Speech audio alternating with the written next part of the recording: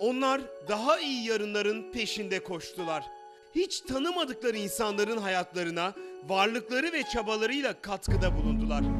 Onlar insanlara cesaret verdiler. Onlar fırsatlar yarattılar. Günlerini bu uğurda harcadılar. Bunu yaparken hiçbir ödül ya da övgü beklentileri yoktu. Sadece daha iyi yarınlara inandılar. Umut ettiler. Bu mücadeleden hiç vazgeçmediler. Bu program insanların hayatında fark yaratanları arıyor.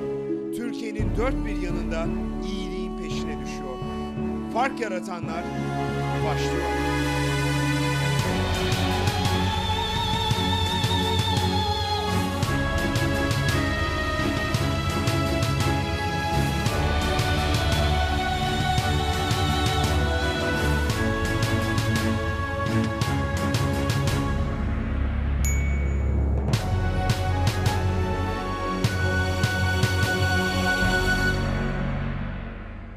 Sevgili seyirciler, fark yaratanlara son kez hoş geldiniz. Son kez diyorum, bu sezon son kez hoş geldiniz. Haftalardır sizlere Türkiye'deki fark yaratanların, kahramanların, iyi insanların hikayelerini anlatıyoruz. Bu insanları Anadolu'nun dört bir tarafında aradık. Sabancı Vakfı'yla özellikle bu program için oluşturulan bir jüriyle hepsini tek tek seçtik. Bu insanları sizler buldunuz. Sizler önerdiniz bizlere. Fark yaratanların kim olduğunu sizler anlattınız. Ve her birinin hikayesinden ilham aldınız. Amacımız sadece bu insanları sizlere anlatmak, tanıştırmak değildi. Bir parça bu insanların yaptıklarıyla sizleri barıştırmaktı, göstermekti. Çokça sizlere ilham vermekti. Türkiye'de iyi şeyler de oluyor dedirtmekti. Fark yaratanlarda bu sezon bunu CNN Türk'le yaptığımıza inanıyoruz. Sabancı Vakfı'nın katkısı olmasa elbette olacak iş değildi. Ama onların katkıları, bu programın özel jürisinin bıkmadan, usanmadan, her seferinde coşkuyla ve titizlikle seçtiği insanlarla sizlere bir Türkiye hikayesi anlattık. Bu ülkede iyi şeyler de oluyor demeye çalıştık. Umarız başarmışızdır. Bu programda bu sezon en azından 30'a yakın ismi sizlerle tanıştırdık. İnanın daha yüzlerce isim var. Bu ülkede iyi şeyler de oluyor. Bu program bize umut veren bir program oldu. Hayat veren bir program oldu. Umarız siz de bütün bunları en az bizim kadar yaşamışsınızdır. En az bizim kadar bu coşkuyu paylaşmışsınızdır.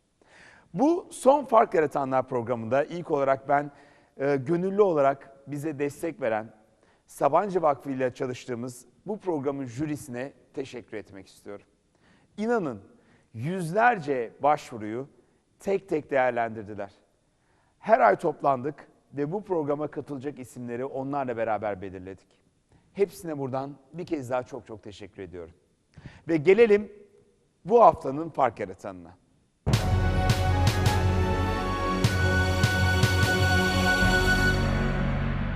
Biz Fark Yaratanlar programında çoğu zaman size tek kişilik dev orduları, dev isimleri anlatıyoruz. Sıradan isimler aslında, aranızdaki isimler ama yaptıkları işlerle gerçekten önemli işlerin altına imza atan isimler bunlar. Bugünse büyük bir organizmanın başındaki muzaffer bir komutanı tanıtacağız sizlere. Şengül Akçar adını biz program olarak gündeme getirdiğimizde programın değerlendirme jürisinde AÇEV'in başında olan, kurucusu olan Ayşen Özyiğin dedi ki Şengül'ü sakın atlamayın. Türkiye'de Türk insanına, özellikle Türk kadınına inanılmaz önemli işler yapan, altında imzası olan bir isim Şengül Hanım. Biz de Ayşen Özyiğin'in dediklerine kulak verdik ve Şengül Akçar'ın hikayesini hazırladık sizler için. Kadın Emeğini Değerlendirme Vakfı'nı bilmiyorum duymuş muydunuz? Duymadıysanız da ilk kez duyacaksınız. Duyunca da eminim bizim gibi hayran olacaksınız.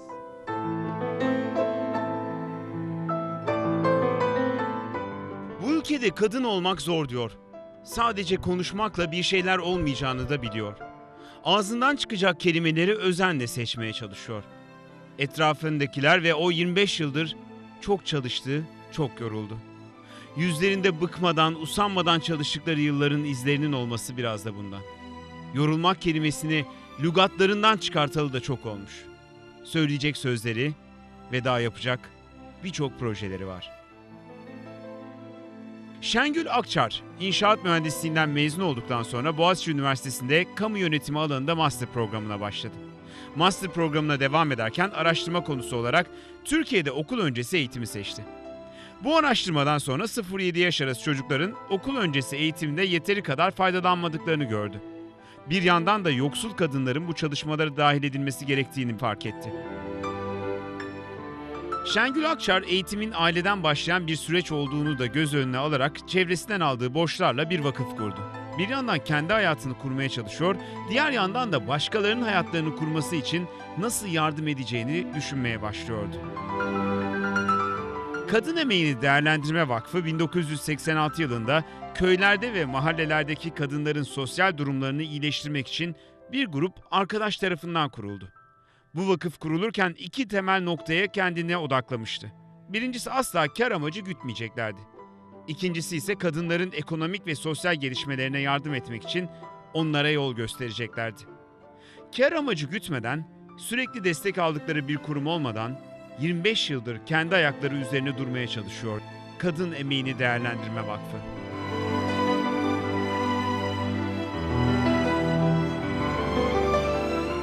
Vakfın işte ilk başlangıcı veya işte ilk tohumları diyelim 1982'de atıldı benim açımdan.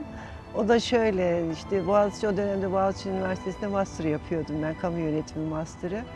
Küçük bir ödev hazırlamam gerekiyordu. O da işte şeyi seçtim ben. İstanbul'da okul öncesi eğitim. İnsanlar ne kadar ulaşabiliyor, ne kadar var, çocukların yüzde kaçı ulaşıyor falan diye. Orada da Güngören'de bir saha çalışması yaptım. Yani rakamlara baktığınızda çok düşük. O vakitler %3 falan da okul öncesi eğitimde yararlanan çocuk sayısı.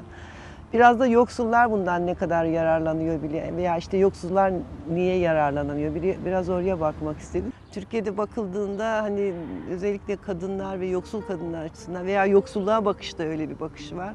İşte yoksullar bu durumu kendileri hak ederler, işte cahildirler, beceriksiz, böyle bir bakış açısı var. Halbuki hayatın kendisine baktığımızda, bu söylemlerin dışında baktığımızda biraz bizler için de, yani durumu iyi olanlar için de, hayatı bir arada tutan, mahalleyi, toplumu bir arada tutanlar, aileyi bir arada tutanlar bu kadınlar. Ve ciddi bir güçleri var ama politikalara veya işte programlar hep bu kadınların eksikliği üzerine bina edilir veya zayıflığı üzerine bina edilir. Halbuki güçleri var, hayat dönüştürme güçleri var. O çok açık toplumda. Ben biraz bunu öne çıkarmak, yani bunun her görünür hale gelmesini ne destek vermek istedim. Yoksul kadınlar deyince o halen geçerli olan bir şey var. Türkiye'de herkes birilerinin adına konuşur. Yani yoksul kadınların adına da başkaları, genel bir kadın şeyi içinde onun adına da başkaları konuşuyor. Ben kadınların bu işte çok temel, somut ihtiyaçları, yoksul kadınların taleplerini biraz öne çıkararak kadınların onun etrafında örgütlenebilirler. Daha doğrusu kendi seslerini onlara iade etmek gibi bir şeye girişmiş oldum. İşte bunun için de bir şey gerekiyordu. Yani önce kadınlara okul öncesi eğitimi yaygınlaştırma, yoksul kadınlara çalışmak falan ve bir de kurum gerekiyordu.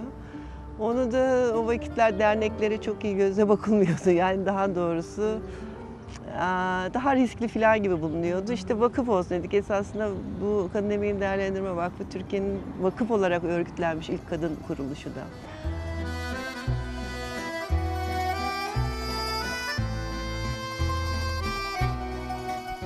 Kadın Emeğini Değerlendirme Vakfı, kadınların ekonomik olarak güçlenmeleri için kendi içlerinde birçok birim oluşturdu.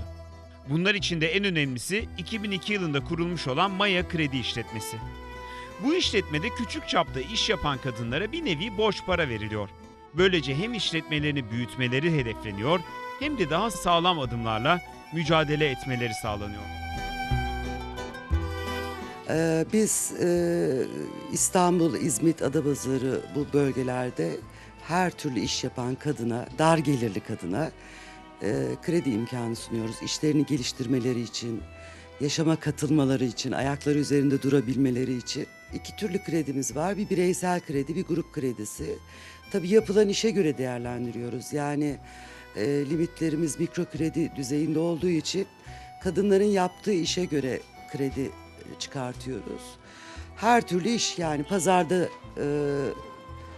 tezgah açan kadın, işte evinde bir şeyler üretip satan ya da alıp satan, takıdır vesaire, yani her türlü el emeğiyle geçimini sağlamaya çalışan kadınlara destek oluyoruz. KEDEV'e bağlı olarak çalışan Maya işletmesi bugüne kadar 8.500'e yakın kadına yaklaşık 8 milyon lira borç para verdi. Onların daha güçlü bir işletme olarak çalışması, toplumda her konuda bir adım geriden gelmek zorunda kalan kadınlara yeni bir alan açtı. Kimi semt pazarlarında, sokak tezgahlarındaki ürünlerini daha sağlıklı bir biçimde pazarlaması için çalışmaya başladılar. Bugün KEDEV'e bağlı yurt çapında birçok işletme var. Anaokullarından sabun işletmelerine, hediyelik kutu atölyesinden semt pazarlarındaki tezgahlara kadar birçok farklı iş kolunda faaliyetlerini sürdürüyorlar. Ben oyun odası diye hiçbir şey duymamıştım. KEDEV'den duymuştum. Ve hemen çalışmaya başladık. 2004'te burayı kurduk.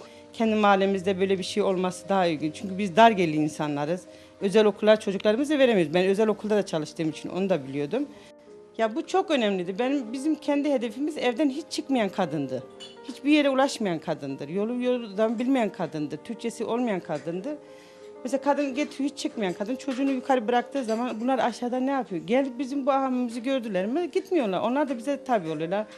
Ondan dolayı eğitimlere de katılıyorlar. Yani kadının hayatını ne kadar kolaylaştırdıysak veyahut da kendi hayatımızı ne kadar kolaylaştırdık. Önemli olan budur. Ona da inanıyorum ki kolaylaştırdığımıza da inanıyoruz. Çünkü bizler hep göç insanlarız. Çok büyük sıkıntılar çektik buralarda.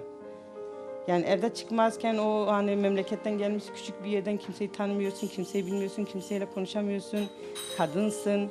Her şeyin ayıplanır gibi görünüyorsun ama biz burada onu açtık, işte birbirimize açılmaya başladık. Yine kendi köylerimizdeki gibi sohbetlerimize başladık, o özgüvenimizi kazandık.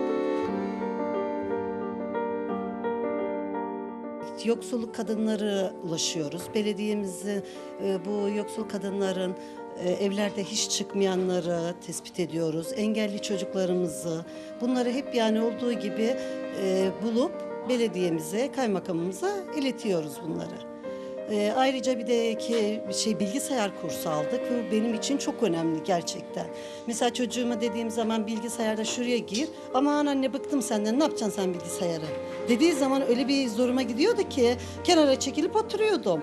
Ama bu eğitim benim için o kadar iyi oldu ki ben kendim de mesela modelci olduğum halde şimdi istediğim bu eğitime gidip geldikten sonra kendimi sanki yeni doğmuş gibi hissettim. Gerçekten istediğim şeye girebiliyorum bilgisayarda, istediğim modeli çıkarabiliyorum. Karşımdaki girişimci kadınlarla konuşabiliyorum, derdimi anlatabiliyorum. Onlar bana iş konusunda, ben tabii derdimi anlatınca onlar bana geri dönünce o kadar bir memnun oluyoruz ki anlatamam yani. Bir çocuk gibi seviniyor insan. Yani bu bizim için çok büyük bir şeydi. Dışarıda da yine aynı bilgisayar bilmeyen bayanlarımıza çok yönlendirdik. Buradaki arkadaşlarımız aynı geliyorlar. Burada da bilgisayar eğitimi alıyorlar.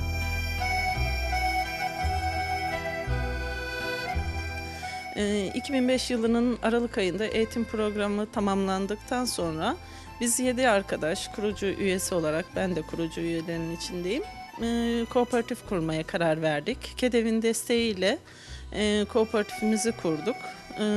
Kooperatifi kuran arkadaşlarımızın hepsi ev hanımıydı. Daha önce hiçbir yerde çalışmamış ya da bir iki sene çalışmış olan bayan arkadaşlarımız vardı. Burada kutu yapmayı çok seviyoruz. Yaptığımız ürünlerden evimize maddi bir desteğimiz oluyor. Hem sonuçta bir evde durup kapı komşu gezme olayı olmuyor. Buraya gelmeyi çok seviyoruz biz. Gelen arkadaşlarımızın hepsi çok memnun. Değişik aktiviteler oluyor. Biz burada sağlık konusunda eğitim programları da yapıyoruz. Bilgisayar konusunda eğitimler verdik.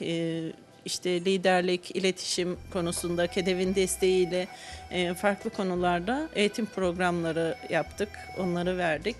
Bu bulunduğumuz, kooperatifimizin bulunduğu mekan Beyoğlu Belediyesi'ne ait olan bir yer. Her zaman ihtiyaçlarımızı gidip kendileriyle görüşüyoruz, desteklerini alıyoruz.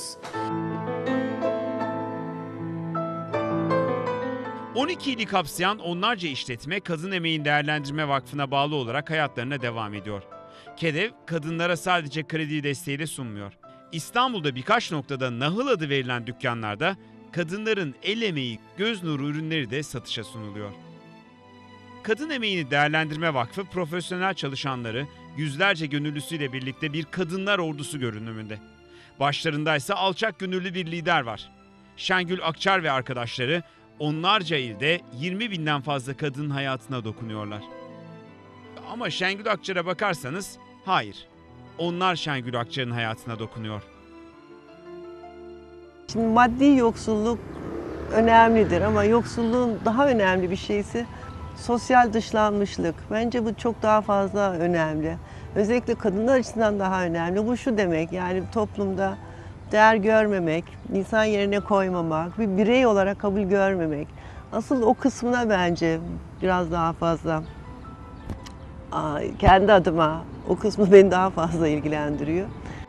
Bayıldığım bir tarif tanım değil, işte binlerce kadın hayatını değiştirdim falan gibi.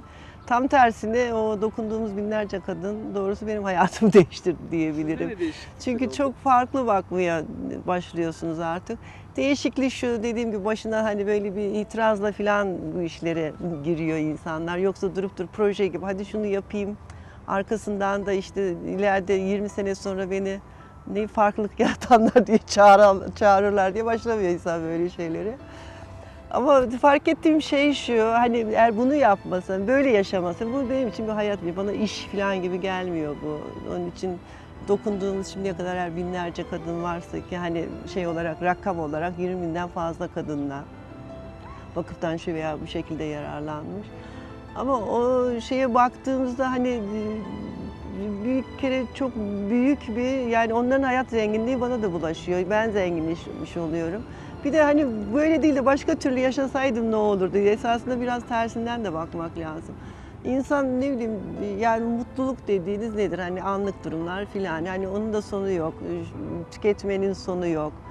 Zevk almanın sonu yok. Onu alırsınız, tekrar başka bir şey istersiniz. Onu yaparsınız, başka bir şey. Bunların hiçbirinin sonu yok. Yani o içinizdeki boşluğu asla dolduramazsınız hayatta. Sürekli o boşluğu bir şey yaparsınız, gene bir boşluk vardır. Öyle gider.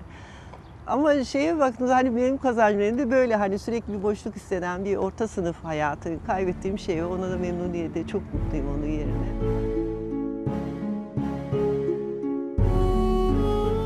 Şengül Akçar mesleğiyle ilgisi olmadığı halde bir fikirden, bir hayalden yola çıktı. Okul öncesi eğitimle başladıkları bu uzun sürece kadınları da dahil etti. Binlerce kadının iş kurmasını, işlerini büyütmesini sağladı. Hem kadınların hayatlarında hem de çocukların geleceklerinde koskocaman bir fark yarattı.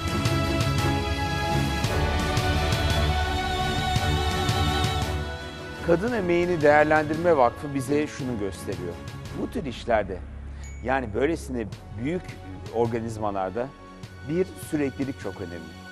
2, emek çok önemli. 3, planlama çok önemli.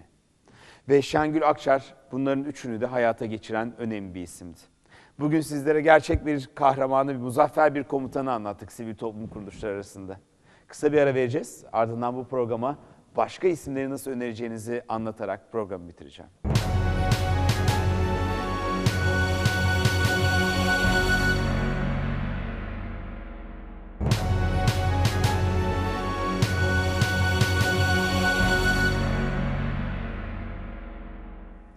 Sevgili seyirciler, işte bir Fark Yaratanlar programının bir sezonun daha sonuna geldik. 30 küsür haftadır karşınıza Türkiye'nin dört bir tarafında fark yaratan insanlarımızın hikayelerini getirdik. Sabancı Vakfı böyle bir projeyi yapmasaydı kuşkusuz biz de bu insanların hikayelerini sizlere anlatamayacaktık. Başta Güler Sabancı'ya, Sayın Güler Sabancı'ya huzurlarınızda çok teşekkür etmek istiyorum. Eğer o bu projeye inanmasaydı belki biz de bu isimleri tek tek karşınıza çıkartamayacaktık. Bir diğer teşekkürü bu projede yer alan 30 küsur haftadır tek tek bütün fark yaratanları seçen bu programın jüri üyelerine teşekkür etmek istiyorum. Onlara saklamak istiyorum teşekkürü. Çünkü gerçekten zamanlarını ayırdılar ve her seferinde bir araya gelip bu programa kimin katılıp kimin katılmayacağını son derece ciddi ve tartışmalı toplantılar sonrasında tespit ettiler. Huzurlarınızda hepsine tek tek teşekkür ediyorum. Ve kuşkusuz Sabancı Vakfı. Sabancı Vakfı böyle bir proje yapmasaydı biz gazeteciler ve benim ekibim böyle bir projenin bir parçası da olmayacaktı. Şunu gördük. Türkiye'de sivil toplum kuruluşları çok önemli. Ama daha da önemlisi bir sivil toplum kurumu olmasa da tek tek çalışan ve ferdi bir sivil toplum kuruluna dönüşen insanlarımız. Kuşkusuz fark yaratanlar daha Türkiye'nin dört bir tarafında var. Yüzlercesi var, binlercesi var. Biz sadece sizlere 30 küsür tanesini anlatmaya çalıştık.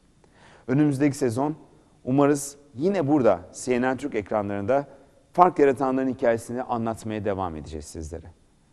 Çünkü biz iyiliğe inanıyoruz. Türkiye'de iyi şeyler olduğunu da düşünüyoruz. Haberciliğin sadece kötü haberlerden oluşmadığını görüyoruz. Her şeyden önemlisi bir parça bu iyi insanların yaptıkları işleri anlatmak, bir parça da bakın Türkiye'de böyle işler de yapılabiliyor demek istiyoruz. Yeni bir Fark Yaratanlar programında buluşacağız umarız. İnternet adresimiz açık. Yeni bir Fark Yaratanların yapısını da yavaş yavaş oluşturuyoruz. Bu konuyla ilgili gelişmeleri de sizlerle paylaşacağız. www.farkyaratanlar.org adresine girdiğinizde bugüne kadar yayınlanmış bütün Fark Yaratanların videolarını bulabilirsiniz. Üstelik İngilizcelerini de yayınlıyoruz. Turkish Daily News'la beraber bu programın bütün İngilizce videolarını da izleyebilirsiniz İngilizce altyazıyla.